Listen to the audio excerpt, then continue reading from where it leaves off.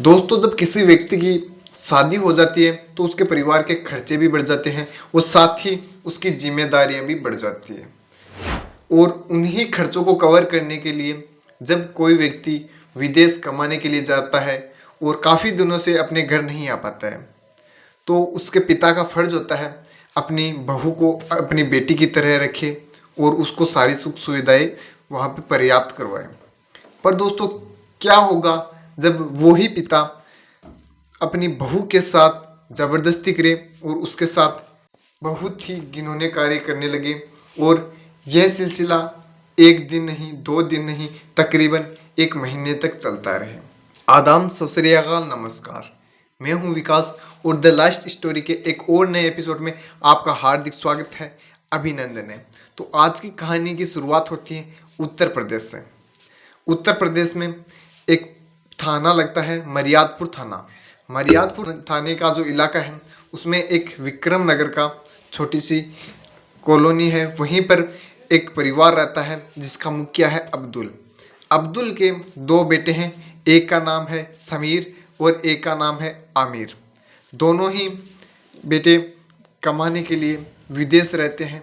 दोनों साथ ही जॉब करते हैं और अपने परिवार का खर्च काफ़ी अच्छे से चला रहे होते हैं। तो इसी सिलसिले में 3 साल उनके बीत जाते हैं और 13 नवंबर 2022 के दिन वो बड़ा बेटा समीर है उसकी शादी तय की जाती है। दोनों भाइयों ने 3 साल काफ़ी अच्छे पैसे कमाए थे, उन्हीं पैसों से उनकी शादी होने वाली थी। और शादी पास ही के गांव की एक लड़की है जिसका नाम साइना बानो, उस लड़की से उसकी कर दी जाती है। तो शादी बड़े ही धूमधाम से कर दी जाती है और बहुत ही अच्छे से उनका प्रोग्राम शादी का है वो कंप्लीट होता है।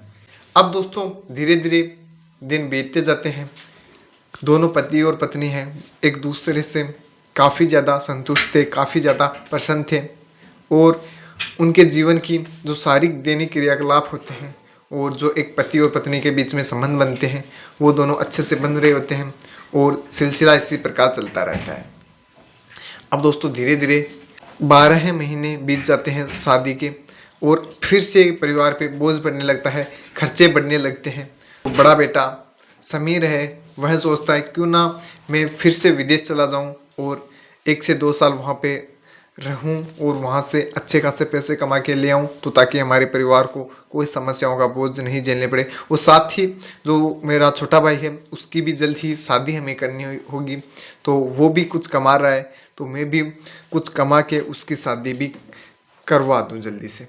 तो इसी सिलसिले में वह अपने पासपोर्ट और वीज़ा तैयार करवाने के लिए इधर उधर भटकता है। पर उसके जो वीज़ा होता है उसमें कुछ समस्याएं आ रही होती है, तो उसी समस्याओं का सामना करते हुए उसे 1 महीने के लिए मुंबई जाना होता है। तो जैसे ही मुंबई जाता है, उसके पिता घर में अकेले ही थे और उसकी पत्नी, 2 ही व्यक्ति घर में रहने वाले थे। क्योंकि समीर है उसकी मम्मी है वो पहले ही ख़त्म हो चुकी है और उसके पिता की उम्र तकरीबन 61 वर्ष है। वो भी काफ़ी ज़्यादा पहले तो जिद करता है कि मैं दूसरी शादी करूँगा, मुझे भी अपनी पत्नी वाला सुख चाहिए। तो रिश्तेदारों के मना करने से और उसके बेटे और बेटे की बहू है उसके मना करने से वो शादी नहीं करता है।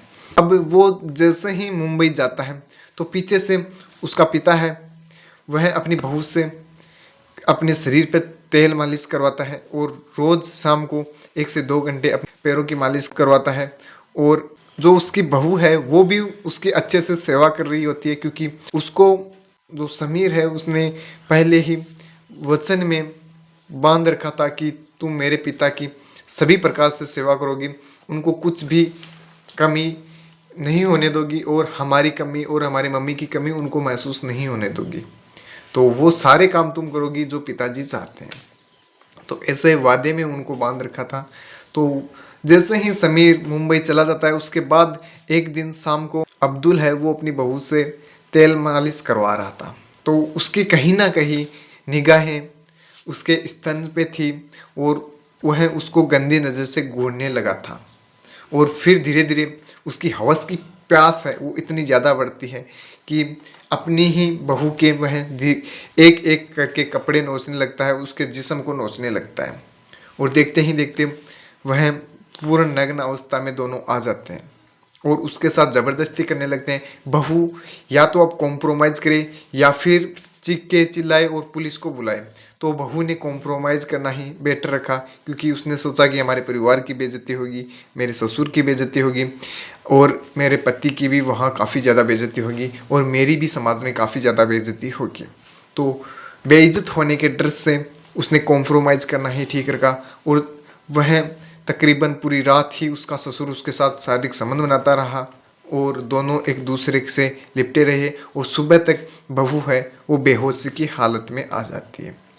फिर जैसे ही दोपहर होते होते बहू को होश आता है और बहू फिर से अपने काम में लग जाती है और फिर से शाम होती है तो उसका ससुर उसी तरह दरिंदों की तरह उसके साथ व्यवहार करता है और उसके साथ ज़बरदस्ती करते हैं। यही सिलसिला तकरीबन 5 से 7 दिन चलता है। उसके बाद जो उसकी बहू साइना है उसको भी कहीं ना कहीं अपने ससुर के अंदर इंटरेस्ट आने लगता है और वो उसके साथ ज़बरदस्ती करता है, तो उसमें उसको भी काफ़ी आनंद आने लगता है और वो भी उनसे काफ़ी संतुष्ट होने लगती है और वो भी उसके साथ शारीरिक संबंध बनाने के लिए इच्छुक होने लगती है।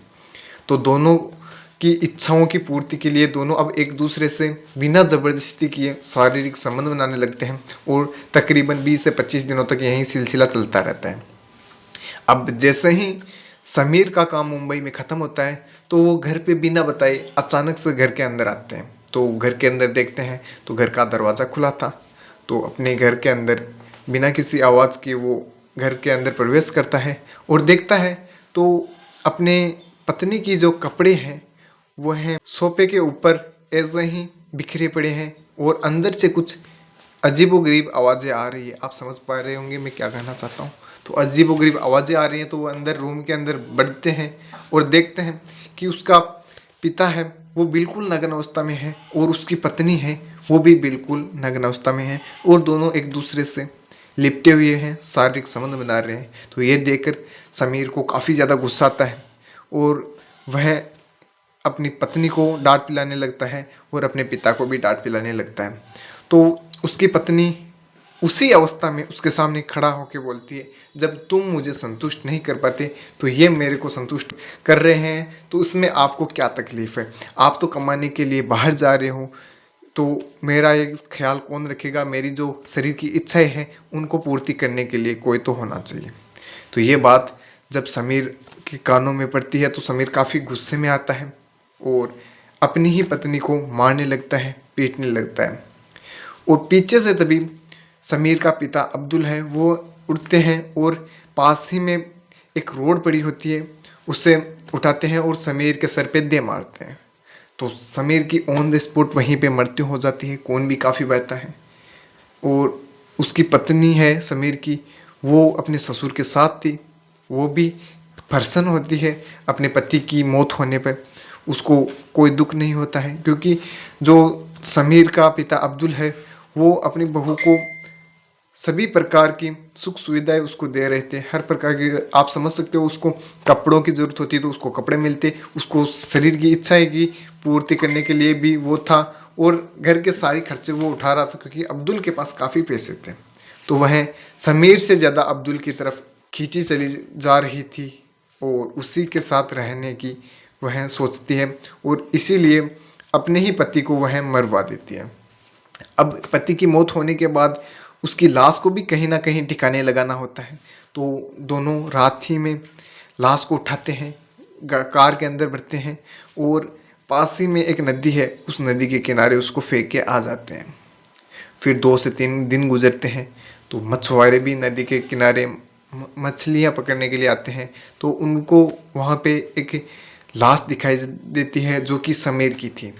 तो उस लाश को देखते ही मछुआरे भी पहचान जाते हैं कि ये तो हमारे गांव का समीर ही है और इसको किसने मार के यहाँ गिरा दिया। तो ये खबर पुलिस को भी पहुँचती है और समीर के पिता को भी पहुँचती है। तो समीर का पिता भी वहाँ आनन फानन में जाता है और पुलिस जब उन समीर के पिता अब्दुल से पूछताछ करती है और उसकी पत्नी से पूछताछ करती है, थोड़ा सख्ती से पेश आती है, तो दोनों सारा सच कबूल कर लेते हैं और जो भी सारी घटना है वो पुलिस को के सामने बता देते हैं। अब दोस्तों आप मेरे को बताइए, क्या सबसे ज़्यादा इसमें गलती किसकी है? क्या समीर है वो अपनी पत्नी की इच्छाएं पूरी ना करके पैसे कमाने के चक्कर में उलझा है? ये सही है या गलत? आप मेरे को कमेंट बॉक्स में अपनी राय दीजिए। और आप मेरे को ये भी बताइए कि पहले पैसों का ख्याल रखना चाहिए या फिर अपनी पत्नी का? दोनों में से किसका सबसे पहले ख्याल रखना चाहिए? आप मेरे को कमेंट बॉक्स में ज़रूर बताइए।